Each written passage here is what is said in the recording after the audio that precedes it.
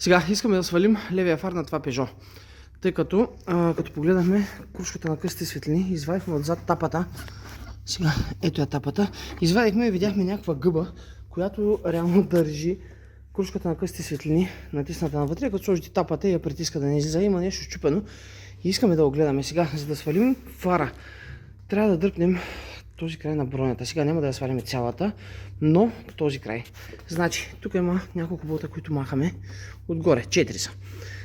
Развиваме тях. Фара се държи като цяло на 2 болта. Един на това ухо и един... Ето тук, където е дупката. Пред е този болт, пред главата на болта. Така, по-трудното, което трябва да развиеме, тук има 2 болта. Те са отгоре. За тази цел дръпваме подкалника и така. Хубаво е да свали целия за по-удобно, но успяваме и така да го извадим. И ето тук над тази планка, там седят тук вляво на калника на ушите, седят 2 болта. Единия го развихме от тук, който е в предния край, другия успяхме да бръкнем.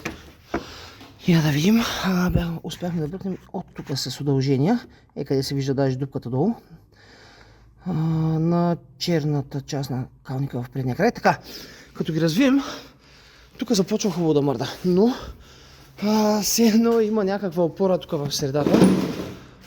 Хващаме тук отгоре и някъде, където ви е удобно, в случая хванахме тук отстрани, дръпнахме малко по така на интервали и се откопча. Само дали ще го видим.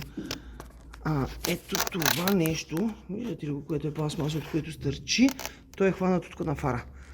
И трябваше леки тласъци, за да се извади. Сега, така като сме освободили бронята, фара вече мърда доста. Така, ще откачим буксата. Това трябва да се дърпа. Значи дърпате червеното и също време назад. Се откача и вече можем да свалим фара. Сега ще е трудно с една ръка, но след малко ще го покажем отзад какво става. Ето ги свалим фара. Като махнем този тампон отзад, маншон, не тампон. И ето гъбата. Така, крушката не е хваната по никакъв начин. Така. Знаеш какво виждаме? Няма металната тел, която реално... Тая крушка ще трябва да я откачим от кабел. Няма телта, която държи крушката. Сега ще видим дали можем да намерим такава и да сложим, за да махнем тая гъба. Странна гъба. И вече тук всичко да е монтирано както трябва. И понеже не можахме да намерим точно такава, имахме едно друго Peugeot, което се оказа, че значи ето каква трябва да е скобата. Сега виждали си там, не знам. Така, трябва да е такава, а на другата коя беше такава. И общо взето от тази успяхме да измайсторим това, което долу-горе прилича на това. Малко по-дебело е, но почти с извивката го оцелихме. Сега, не видим дали ще стане.